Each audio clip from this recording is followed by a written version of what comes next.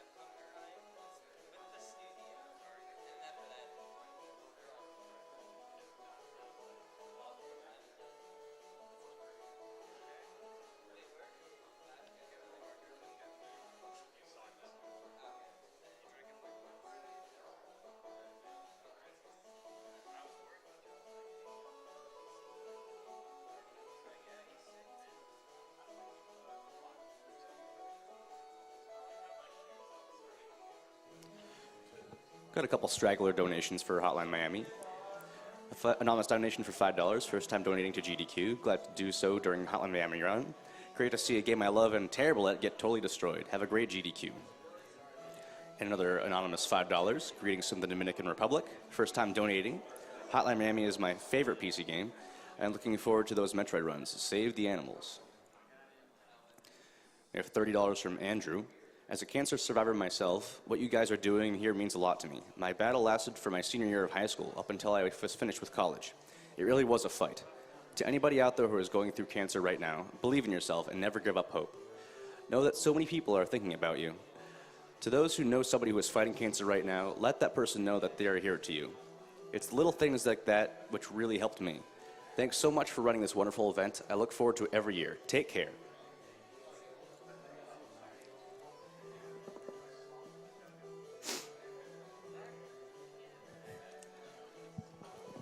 Another late Hotline Miami donation from The Fool, $75. Hey, Snowfats, show us your moves. I got sick just to watch you run. Best of luck.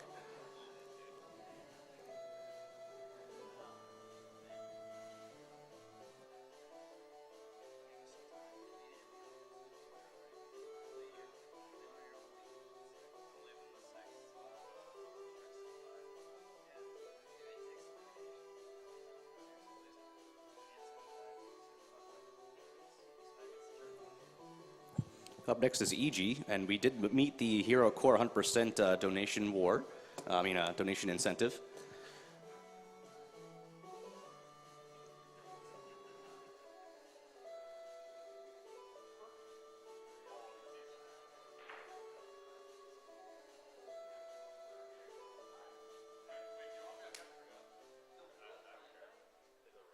Yeah, sure. Yeah, sure.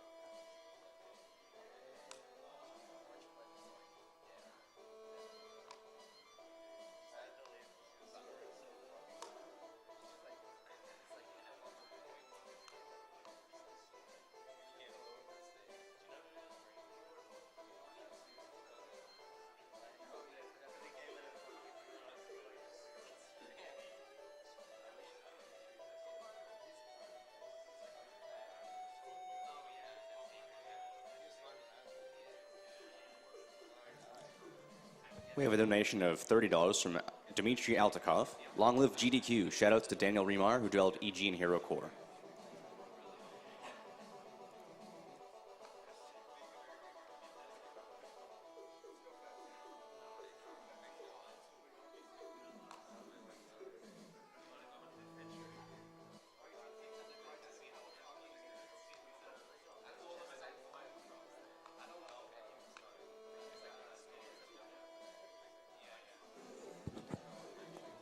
We have an anonymous $5 donation.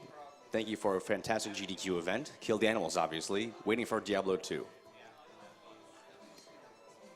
And in another anonymous $5. It's high time that Samus starts thinking about herself for once. That body armor has to be heavy, and saving those animals even heavier on her murderous instinct. Slaughter those animals. Save the frames.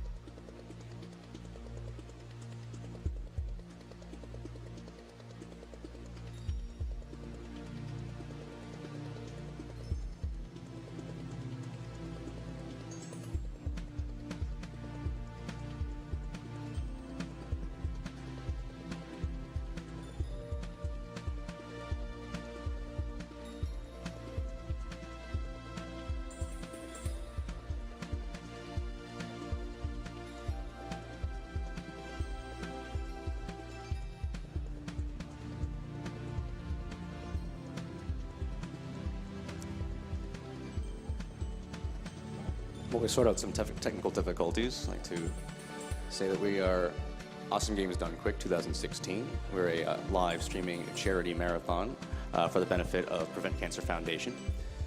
100% of all donations go directly to the foundation.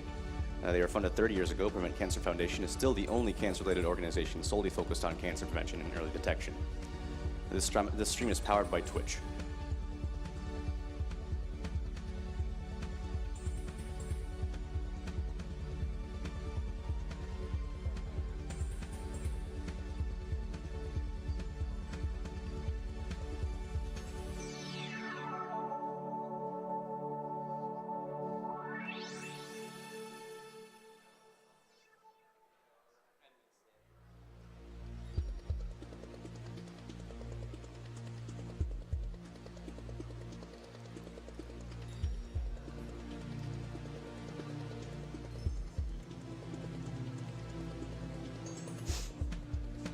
Be sure to check out our official HDQ clothing at theyeti.com. They're featuring several designs, with a portion going directly to the Prevent Cancer Foundation.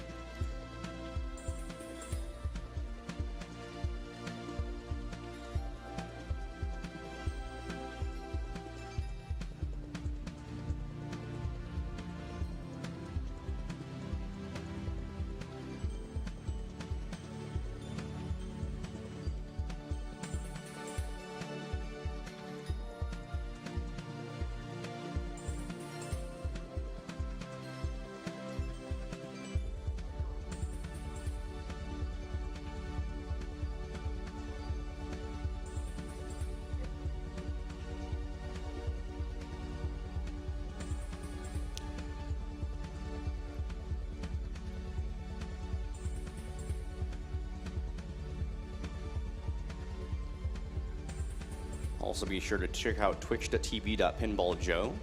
Pinball Joe has provided pinball machines for HQ attendees to play for free, which you can see featured on the Pinball Done Quick side stream.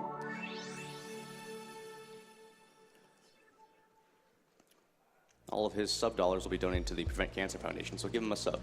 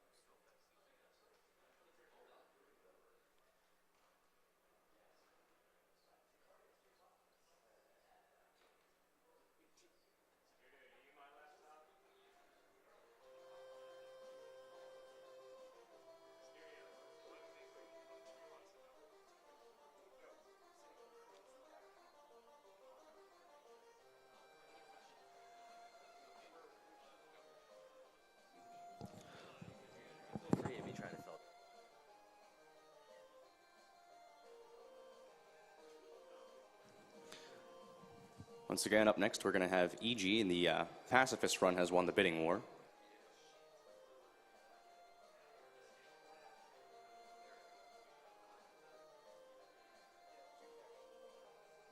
We have a $5 donation from Antimony. Greetings from Argentina. Here is $5 for EG, one of my favorite indie games. I'm happy that it gets to be represented again.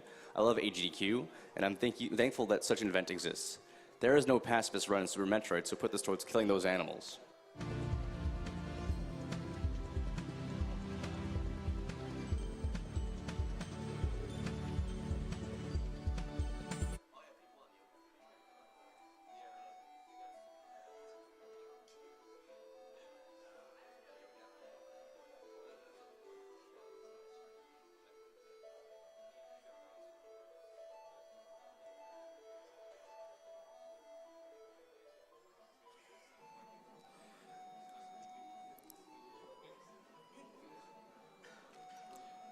This event is also sponsored in part by MagFest, creating events that provide the means for people to enjoy games and music concerts.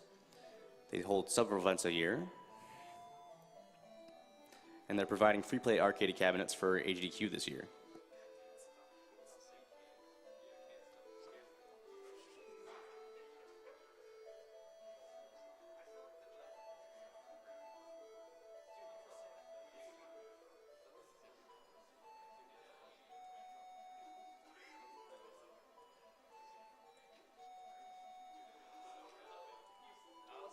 Save the marathon again.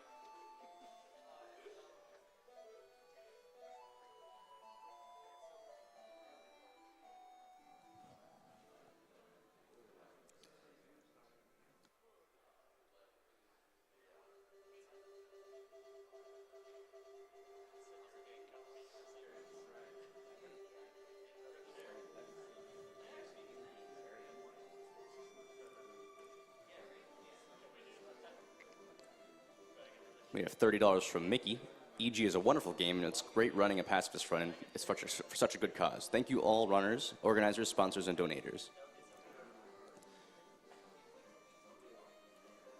And $5 from Sam J. Can only give a small amount, but every little bit matters. Cancer sucks. I lost my best friend to it. Let's kill the animals. Shout out to Twitch chat.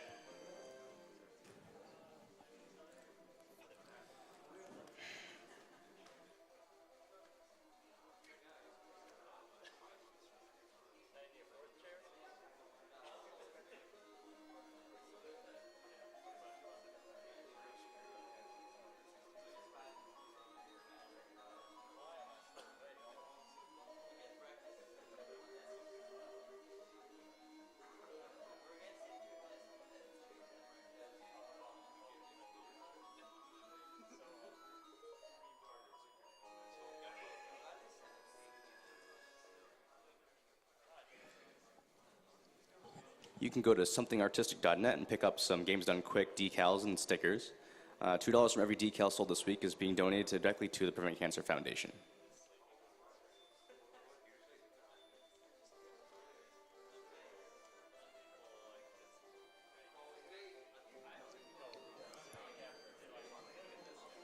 We have an anonymous $5 donation. Thank you so much for doing this. It's a highlight every year, and I am watching it every second when I'm able to. Keep up the good work.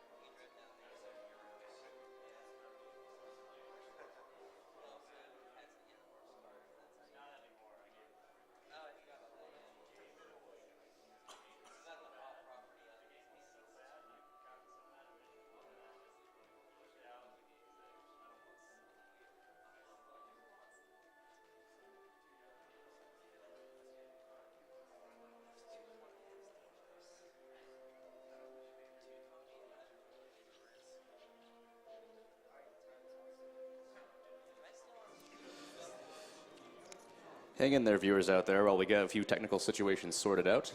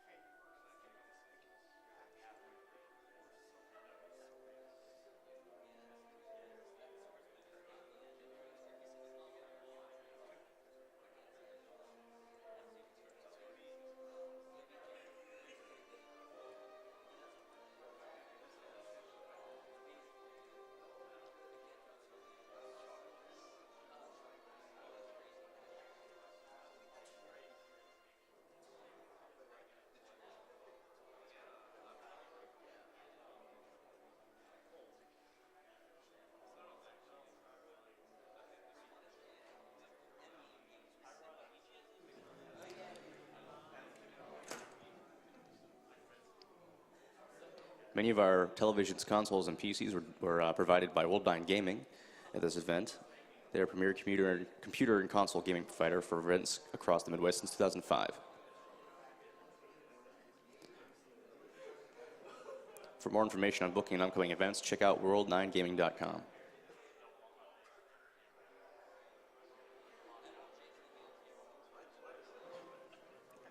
We have a $51 anonymous donation. Hey everyone, I'm excited to see one of my all-time favorite indie games, E.G. being run at this event. I wish the runners the best of luck and hope we can find a cure for cancer soon. Here's $5 for Matter of Trust. Here's one of my favorite games of all time, EG.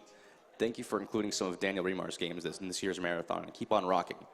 AGDQ is the main gaming event of the year for me, and what you guys are doing is a real gift to humanity. Take care and be awesome.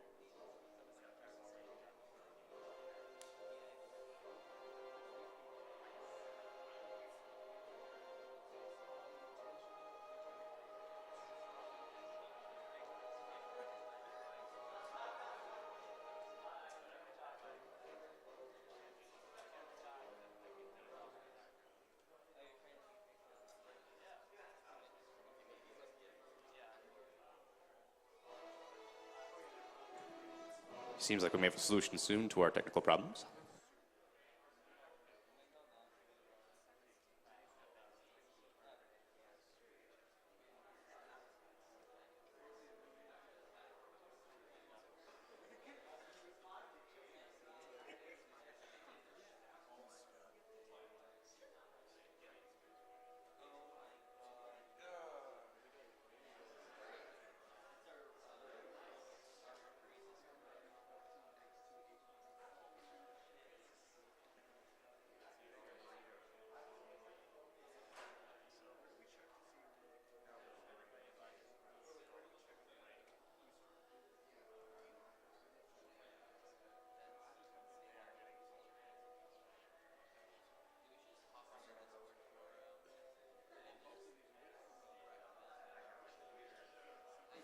We have $10 from Unshaped Python. Amazing games and amazing runs are amazing things, aren't they? Love what you guys are doing. Keep it up, dudes and dudettes.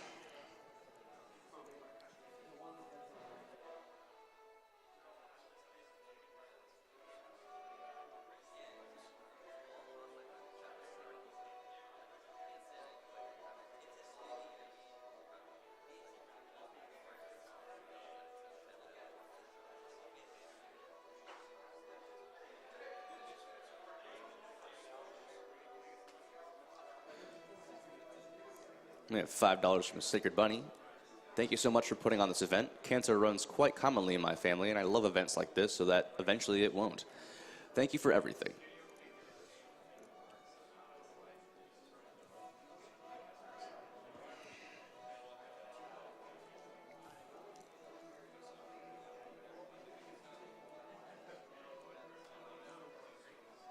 We have $15 from Kiliki Uleivi. Keep up the good work. Let's kill cancer and do games quick.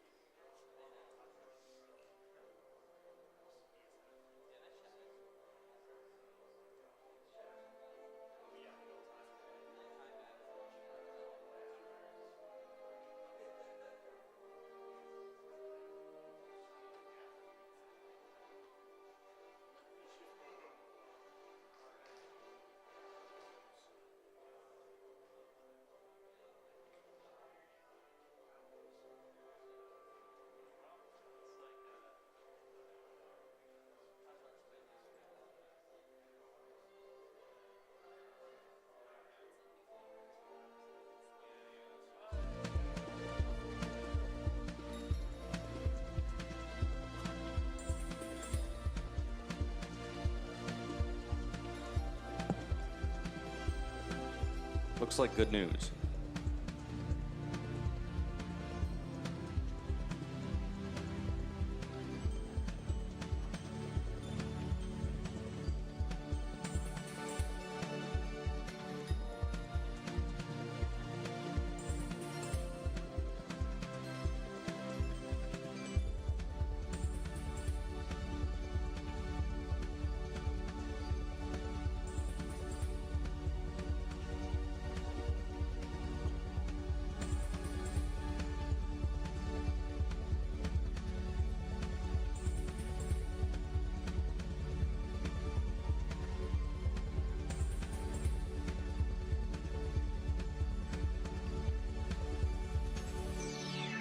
We apologize for the delay. As you can see, EG will be underway soon.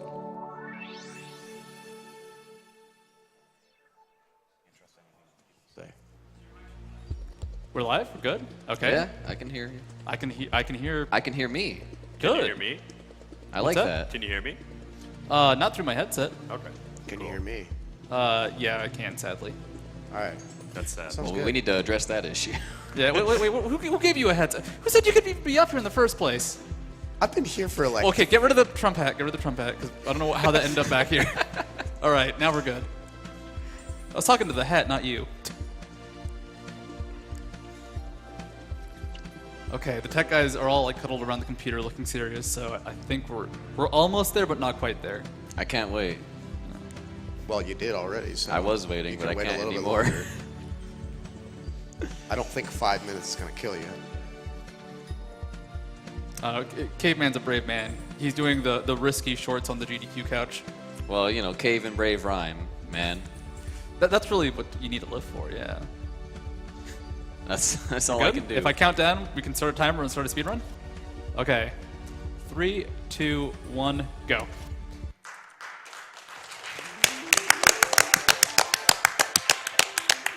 So as you can see, this is a very complicated game in terms of technology, very hard to stream and capture. It's too up to date in terms of graphics.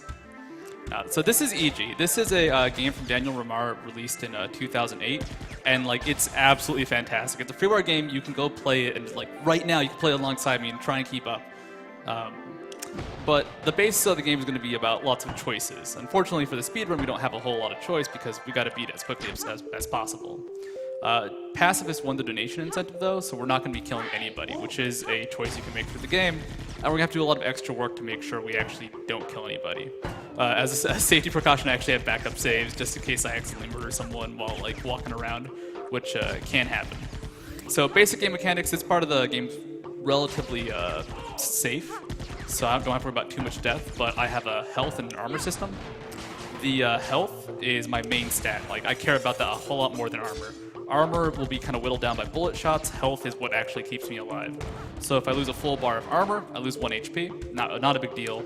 If I start losing health, though, I can actually get one shot at this point in the game. There's like a RPG stat system, which is what those blue orbs are for. They provide a little bit of armor, which I don't really care about. But more importantly, they provide a lot of experience. And I'll have to be going out of my way to make sure I have the right levels of experience to complete the game in a pacifist manner. So that's the first level done. Pretty simple, pretty easy. Not a whole lot of challenge at the beginning of the game. Next game mechanic is going to be the crack. So I can actually hack into doors and various objects. And it's going to be really key to actually moving quickly.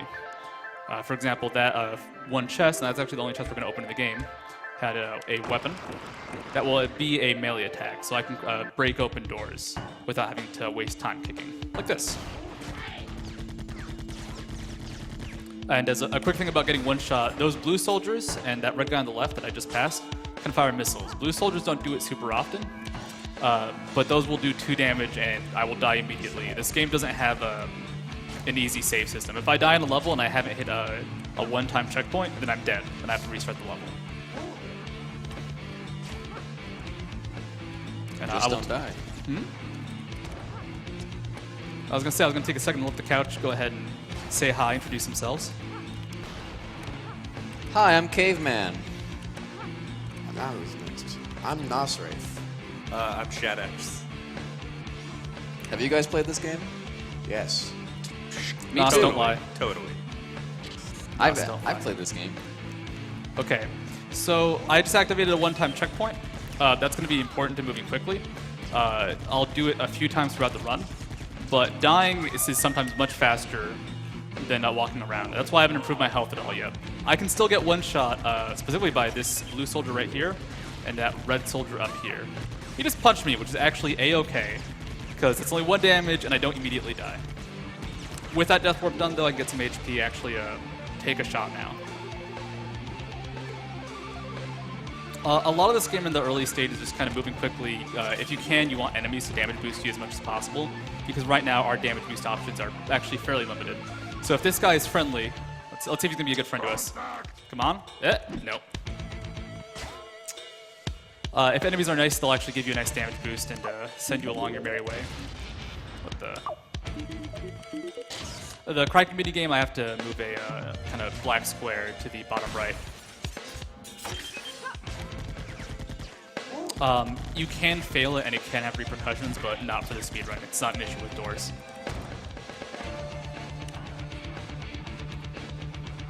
And once again, we're still in the early game. It's still going to be fairly calm. Actually, the next stage is going to be the calmest stage of the game, as there's essentially almost no violence, unless I screw up, in which case I'll have to restart the level. Plot-wise, we just found out that the Earth is in not good shape. And those aliens that are fighting us are kind of all over the place. But the aliens I talked to right there said, well, we don't really want to fight you because you haven't harmed anybody. Or it's actually 10 enemies. If you kill less than 10 enemies, they won't fight you. Which makes sense because you're not really being that violent.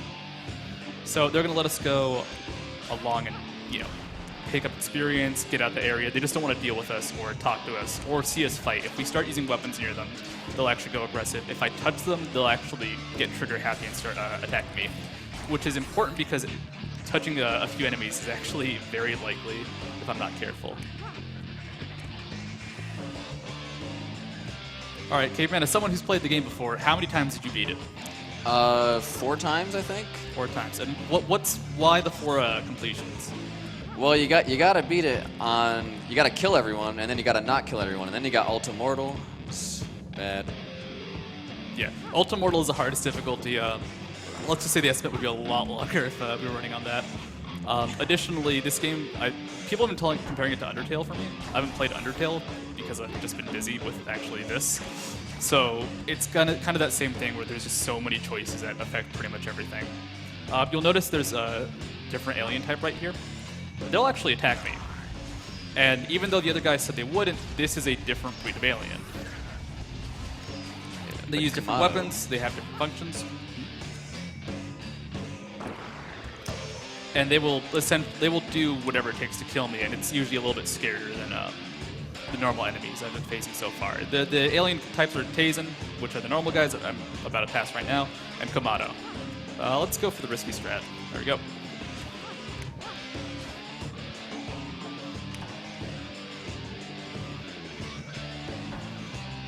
Now, those factions of aliens will actually fight each other, and it's going to be very important very soon. So this is the first boss fight, but because this is pacifist, and you'll actually do this on any percent as well, the alien we talked to earlier that said, like, don't fight us, decided that, you know what, maybe we shouldn't actually fight. And the boss gets backstabbed there, and we can essentially skip it. Doesn't that add a bunch of time to the in-game time? It does, but who cares about in-game time? Only the pure speedrunners do. And the developer of the game that actually speedruns the game really well. Yeah, what he says goes. So actually, that's a fun fact about this game. The developer, Ramar, actually tested it a bunch by speedrunning it.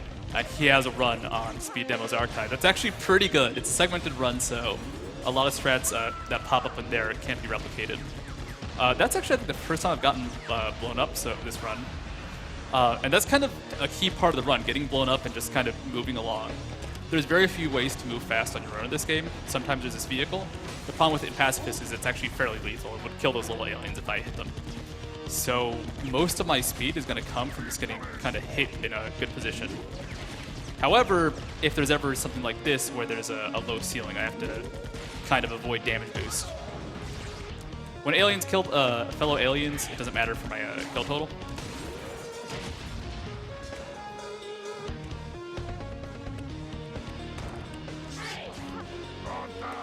Let's see if I can get an okay boost in the next couple rooms.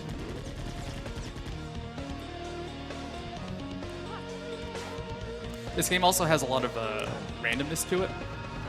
For example, everybody in this next room can do a whole lot of awful stuff, or can be amazing. And let me go really quickly through the room. So for example, that red guy punched me, that would have been really nice, but alas.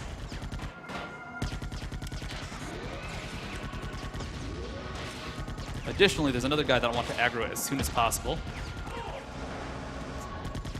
And when I say damage boosts are important, I mean like you get serious speed. Yeah.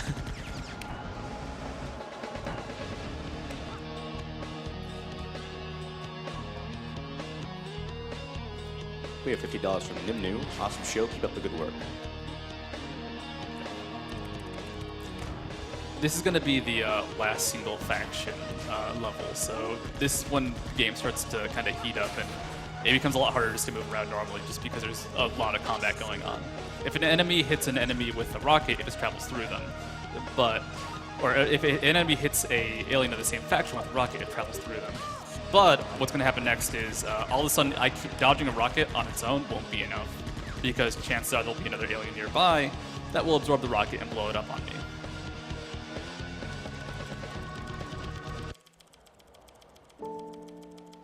For plot reasons, we don't actually call aliens in because we realize it's going to be a bad situation, and it is. Two factions kind of walk around. They're not super aggressive towards me because I haven't been on the offensive, but anytime they go for each other, I'm likely to get hit. There's a few ways to deal with that. One is to just take the hit and see what happens. I can also tech hits, which I've done once so far, by pressing a button at the right time.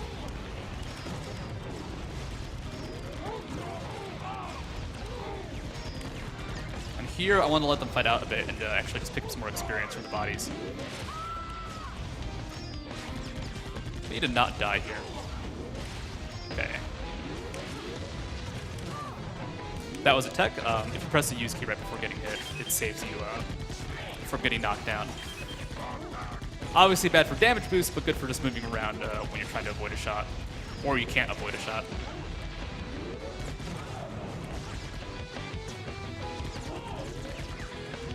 To save time, I actually have to keep my HP at 4.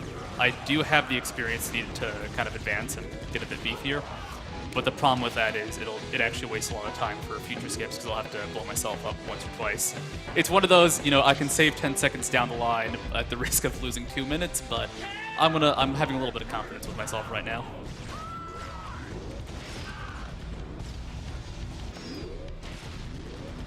You can't tech all hits. For example, that guy when he launched me with a punch. There's not much I could do about it. And there's a few enemies like that that are actually awful. This guy is a huge jerk because he fires 3 rockets at once, but luckily the other alien, the Kamado, managed to distract him for a bit.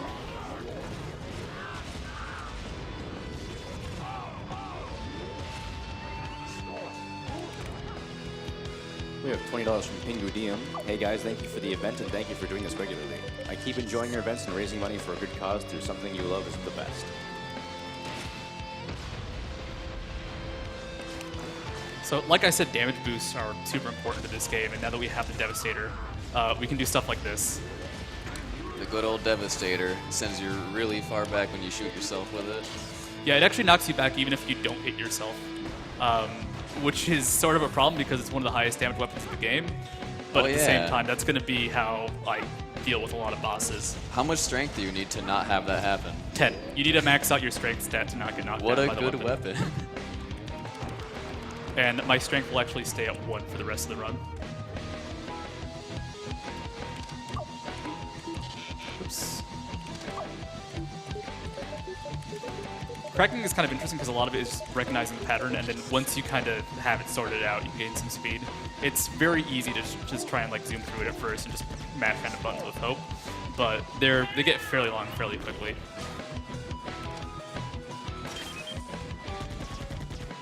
So in Pacifist, one of the big risks is if I do use a Devastator boost, I'll probably kill an alien at the same time. Additionally, what I've been doing with the weapons is crafting them, which is going to help out in this next boss fight. All right, so I'm going to tell you guys a strategy. You hold X, you mash C, and you face the left, and then the boss immediately dies. Frame perfect. Good job, studio. Frame perfect. That's task perfect, man. Love it. The confused applause is okay, don't worry. At this point, though, we can't really mess up boss fights like that. There's one that we actually do skip towards the end, but most boss fights have to happen in their normal way.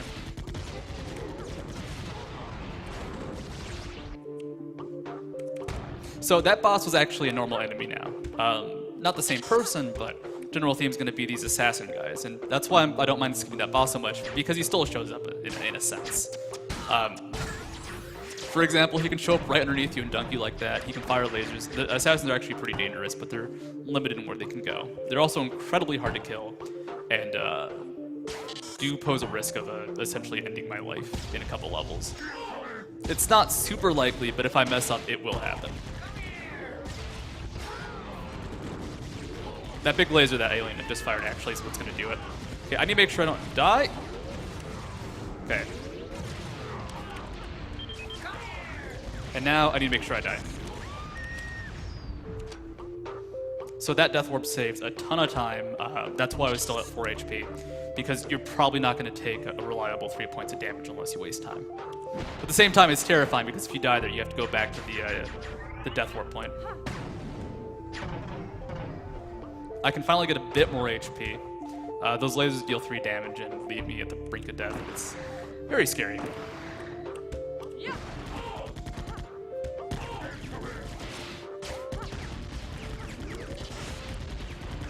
Come on, give me a punch. No. Have any of them punched you yet? No, actually, my punch luck has been terrible. Dang. It's rare that you get to say, I wish aliens punched me more often, but... You've gotten really skillful punches, you mean? They're very skillful aliens. They know when to punch and when not to punch. There's a very random, unlikely chance of me getting a boost right here. I got it! Nice. Mobius Man, the guy who got the world record for this, found out about it, and I guess it's like I'd actually seen it my first run, but it's just so unlikely to get it because that alien has to notice you and not waste that charge at the wrong time.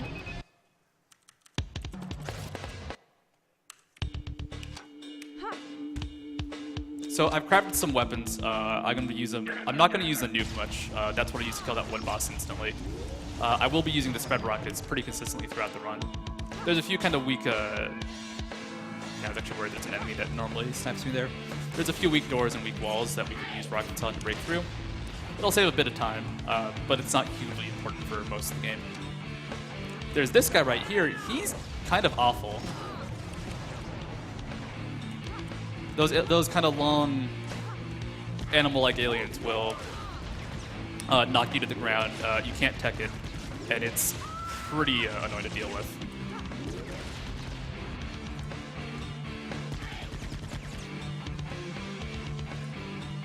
We have a $20 donation from Jet, simply donating for Jet Force Gemini music. Not really. I'm a cancer survivor myself. I'd love to help others win their battle. Good luck to the runners and have a great night. Okay, we have a little bit of time for donations. We have to kind of navigate around, so you can keep on it. Thank you. I have $5 from Deep Hesu. Had to donate again because I forgot to mention Kill the Animals. I have $5 from Doug C. I love EG. I'm so glad this game is getting some love at AGQ. I can't wait to hear the boss music.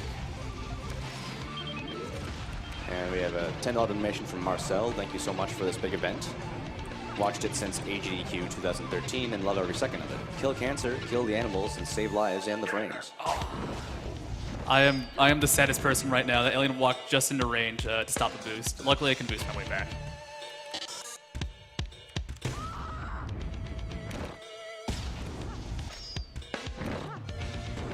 And this guy's gating on me, and I actually really don't want to get hit by him because he'll knock me down in that pit and waste a ton of time. So really often you're going to notice me kind of ducking and dodging. That's just to avoid getting hit. Just because you can spend really just a few frames ducking in. You can dodge most projectiles, but it's going to be a balance of, do I want to spend time? You want to spend the minimum time ducking, but also don't want to risk getting hit too much. Those crawler enemies that we saw before, they're back, and they're actually going to stack up over here. They're kind of horrible in this room because I have to jump out of a narrow passage. I'll almost guaranteed be detected, and they're probably going to knock me around and waste a little bit of time. If I'm lucky, they'll actually get blown up by their ally. Okay.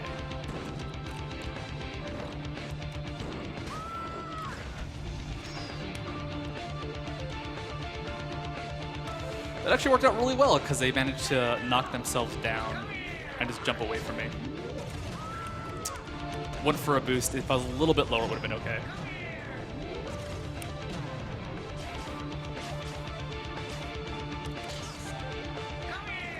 So minor speed tech is every time you take a big fall, you can just mash jump, and once you land, you'll instantly get up instead of going through the recovery animation.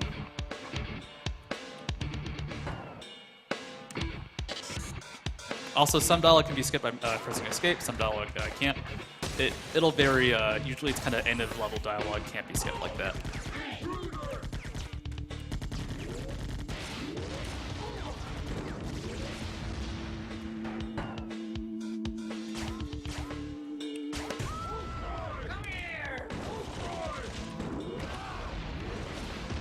Oh, I could have gone for that. I was scared the running alien would have actually gone a little bit closer. I'm the worst at actually remembering the alien ranks and names. I just know which ones are awful and which ones aren't. So this is the first real boss fight that you can't just kind of mess around. Since it's a robot, it doesn't count as a kill, and for pacifist, time isn't wasted. This boss is kind of like the rest of the game, fairly random. This is a good start. The way you want to damage it is to knock it into those kind of lightning relays. And that was actually super fast, so I'm going to get a bunch of extra shots in. I'll take knocking myself down just for the extra damage. I was hoping to hit him with that AoE while I knock myself around. Weapons do a bit of damage, but not a huge amount compared to the normal, just like electricity to the side.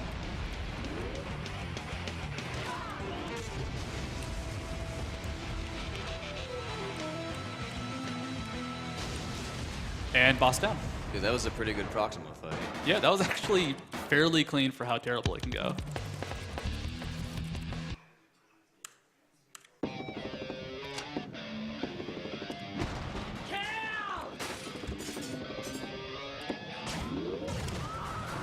Thank you.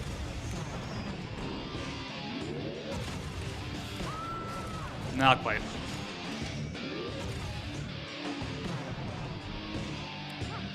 So there's going to be a new enemy type in this game called the Annihilator. The Annihilator can be fairly nice for going fast, or it can do that, which is the slowest thing. It doesn't give you a lot of distance.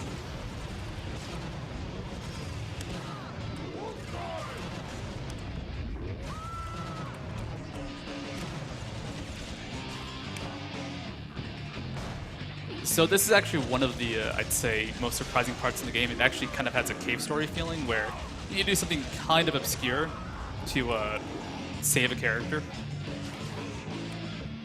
Let's see.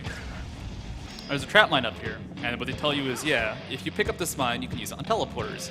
So if you see an enemy coming in, teleporting in, you can slap this down and it'll stop that, and everything will be fine. The problem is, if you actually use that on the early teleporters that have combat, you're not going to do a whole lot, and you're really just going to, like, you'll stop some enemies from coming, but it's not going to save a character in the future. A little late on the tech there, unfortunately. All right. You guys want to see some good speed tech, some very active, very movement-heavy speed tech. I'd be offended if you didn't show me the speed tech. Okay. So, I knocked myself to the ground with a Devastator shot. And these aliens spawn in. But I've been lying on the ground for a while now. So they think I'm dead. That's excellent. And because they think I'm dead, they're not going to, like, they don't have to shoot me, they don't have to deal with me. This is a time section if you don't kill the enemies. So instead of trying to fight them, I just lay on the ground and they go, well, she's dead. Who cares? Like, we did it. This is so fast. But if they step on top of me, that all ends. This is actually an incredibly dangerous hallway, especially because those aliens will damage themselves, and they'll pick up those health packs I'm right next to. That's fantastic. I really enjoy this strat. I'm alive!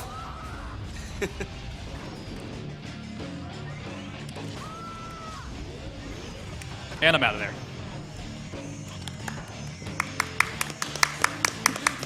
I really like that strat. I think that deserves one.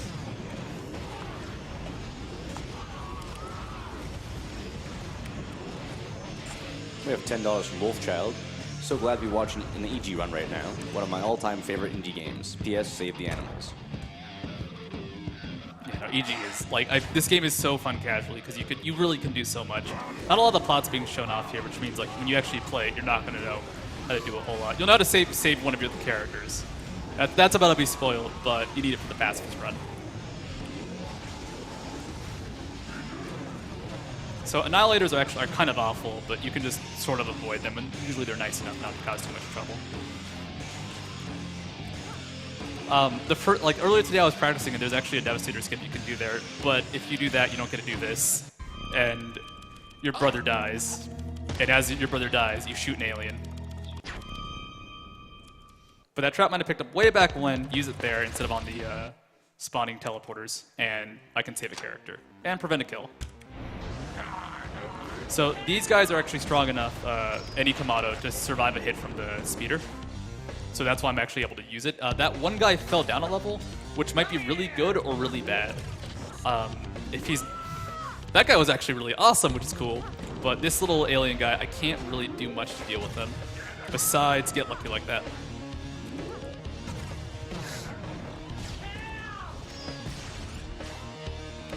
So this is a fairly scary part of the run. It's very easy to fall and die or fall and waste a bunch of time. So hopefully that goes okay.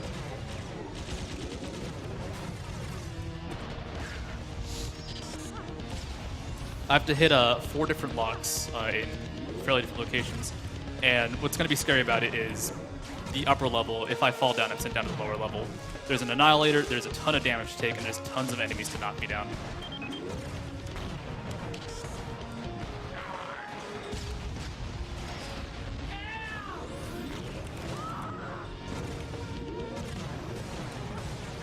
Okay, they actually blew up the walker, which is perfect.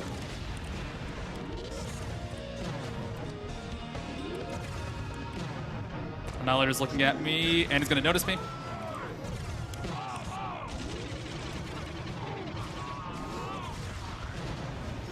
Hopefully I did not forget. Okay, I hit every lock, and that section's done with, which is a lifesaver. I took a decent amount of damage, but not a huge amount, so it's going to be easier to run through this next section. Speeder comes into play again. I have to stop it right here, though. Let me just... Okay. Easy. I haven't killed any enemies. Aliens will kill their own friends, but that doesn't matter as long as I didn't hurt them right before they got damaged. Just be extra safe. My strength is so weak that hitting enemies with like my melee attack doesn't do anything. I was hoping to get a crouch, but I was still in the air. So this is why the hallway is scary too. You still have these enemies left over. It's a little bit easier because they kill their own kind, but they're not being too nice to me. Well, they're being both nice and awful.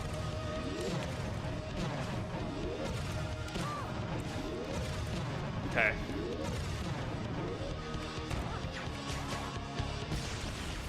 Oh, I got unlucky. There are random upgrades you get from some of the power-ups. This one's going to make it so I take any hits, so I can't knock myself back. It's faster just to essentially hop around right here. I'm not sure. Yeah, just be safe. I think it was a tiny bit short in experience, so picking that last bit up puts me in range to actually complete the run.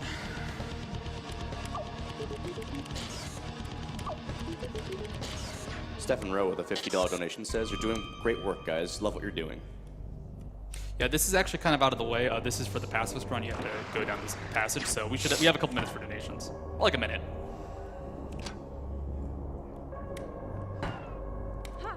So you can keep at it, donation guy. You have a $5 anonymous donation. EG was made pretty much by one guy that studied game development around the same time as me. Also, one of the bosses is voiced by Ola Holmdahl, one of the designers behind Battlefield 1942. EG is one of those games where like there's just ridiculous amounts of trivia about everything. Like the developer actually made a wiki for it, and every now and then they'll be like, yeah, so I designed this one tile to be based off the one of the sand tiles from Link to the Past in the Sand Temple. So Death Warp there, saved an entire climb back in a fight with a bunch of enemies. And now I'm going to combine the two strongest weapons from the two alien races to create a super weapon that is going to be absolutely useless in the next boss fight. It is also one of the longer cracks in the game. Okay. So this is going to be, I'd say, probably the hardest boss fight in the game. This boss has a lot of random moves, and I actually have a helper for it. But the problem is the helper is not very consistent in how she helps out. Sometimes she's very nice and will do a lot of damage. Sometimes she'll do nothing. So hopefully we get some. Not looking good there for RNG. So the first part of the fight is going to be an Annihilator with Iosa. And this is just kind of her in a big mech suit. She'll spam out attacks, and some of them are kind of dangerous, like that grab attack. And the easiest way to damage her is to actually kind of pull her underneath these lightning kind of rods that will deal a lot of damage, but take a few shots to actually activate.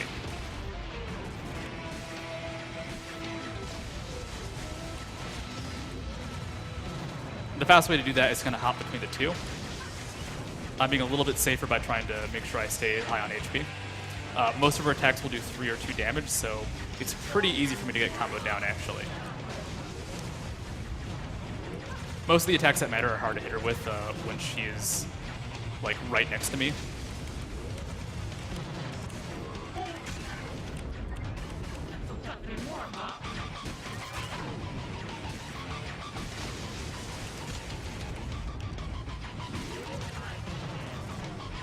It's going to be probably one more platform should do it. Okay, let's get some. The wrong weapon equipped, unfortunately.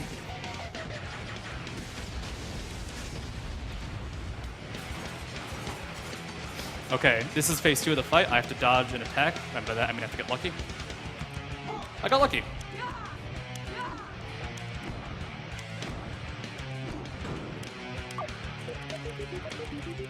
And I got a really good crack right there. Dude, straight to good the stuff. right. And here's the boss. Here's us not killing the boss.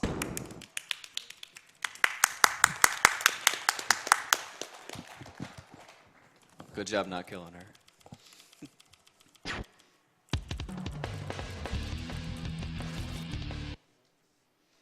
So, final stage of the game, there are enemies everywhere. Like, they are all over the place. I'm gonna get knocked down and just trashed a bunch. And there's not a lot I can do about it in a lot of ways, but this is the final gauntlet before the final boss. If I'm lucky, nah. If I'm unlucky, I'm gonna get blown up here. If I'm unlucky, I'm gonna blow myself backwards. It's RNG manipulation. We'll say that was random. That was kind of the positioning of my hitbox with the enemies.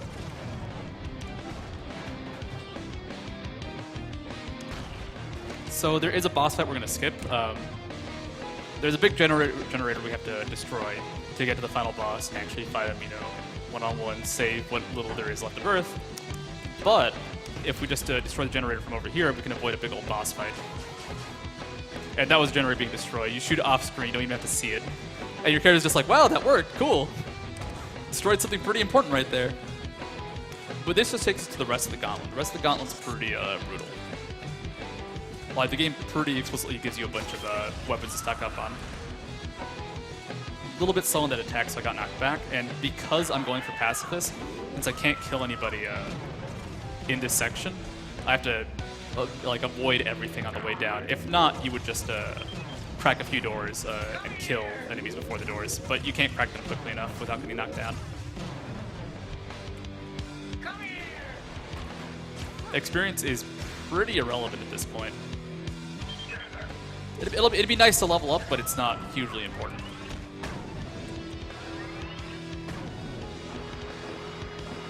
If I level up, I can get a nice safety point.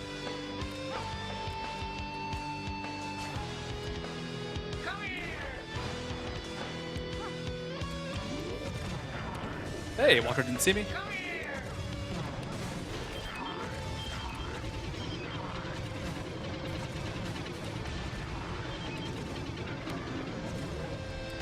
Last barrage of turrets.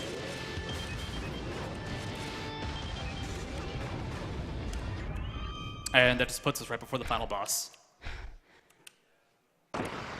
So because we didn't kill any enemies, we get the Annihilator. And the Annihilator is really good. It is the best weapon in the game, but of course you don't get it till the very end of the game. Instead of using ammunition or the attack stat, which has stayed at 1 the entire game so far, it uses my health, and it has a static damage. So this next fight's going to be almost a race. Like, I can't really get hit, and if I'm delayed on firing too much, the final boss will get a chance to use his ultimate attack, which it's going to be bad. That is actually the only that helped us out earlier, and skip the boss, or the cutscene for the final boss. So the Annihilator has a pretty good AoE. I'm going to fire it off at the start of the fight. Sort of hits the entire screen. This is General Tor. General Tor will always go to the back after a few attacks. It's a pattern-based movement system. And I have to make sure that I get in as many hits as I can before he can escape. As you can see, my HP's going down. That is a bit of a problem, but not too massive, as long as I don't get hit by too many attacks. So in any percent, you actually kind of tank up, and like, since you're not wasting your HP constantly to fight, it's not too dangerous to take hits. But here, even having not gotten hit, I'm actually still short a tiny bit of armor. Getting hit by 2 attacks is actually incredibly dangerous.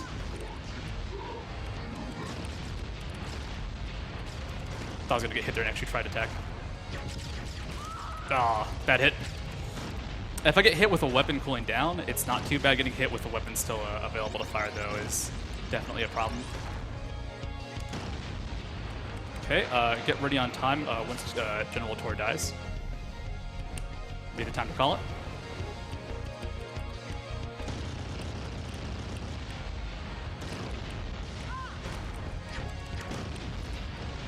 Ready for it, and time.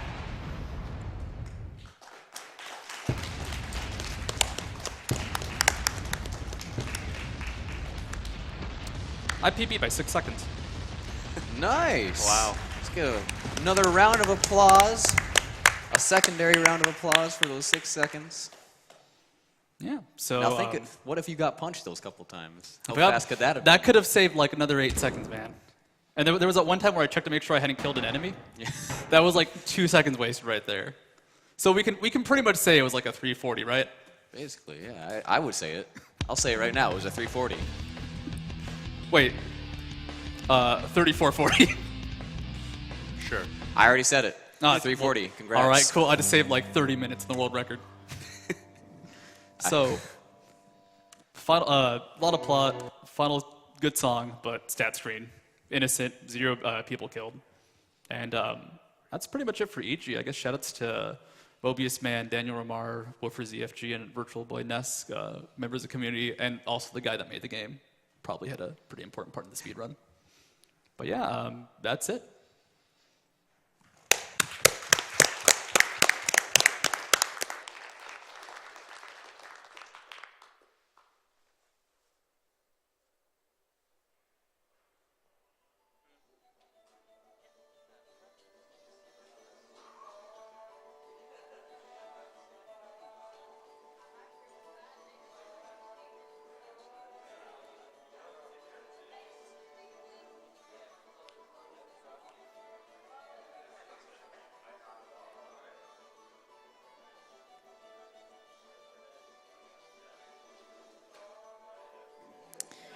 Do not forget, guys, that this stream is powered by Twitch.